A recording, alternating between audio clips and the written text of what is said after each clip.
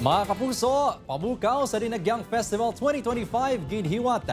Tanda sang pagsugod na sang Dinagyang season. Wedding proposal, agaw atensyon sa tunga sang kahiwatan. Yaring balita. Energetic nga mga performance. Nagalinagumba nga mga drums. Kag masinadyahon nga mga nawong sang mga Ilonggo.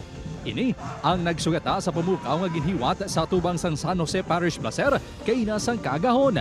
Ang kahiwatan, ang tanda sang pagsugod sang Dinagyang season nga tuigan ginakalangkagan sa mga Ilonggos kag bisita.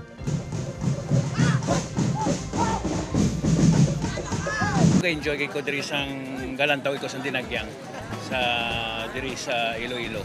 Subok naman ko nakabalik diri para mag-witness ang performance. Hindi lang ang Dinagyang season ang napukaw, kundi pati man ang season of love. Ini matapos nga nag-propose ang isa ka warrior sang tribo sa Lugnon sa kahugugma sini sa mismo paghiwat sang pabukaw.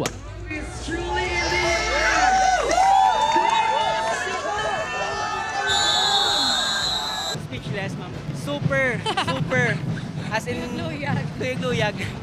luyag, ma'am. Siya gid nag-mold sa ako niya into better person. Thank you sa effort and as always, let God be the center sa kamon lang gid nga relationship. Tema subong na Dinagyang 2025. Amo ang buhi nga pagtuo sa kinabuhi sa mga Ilonggo. Upod Kirumel Porquia, Kim Salinas, One Western Visayas.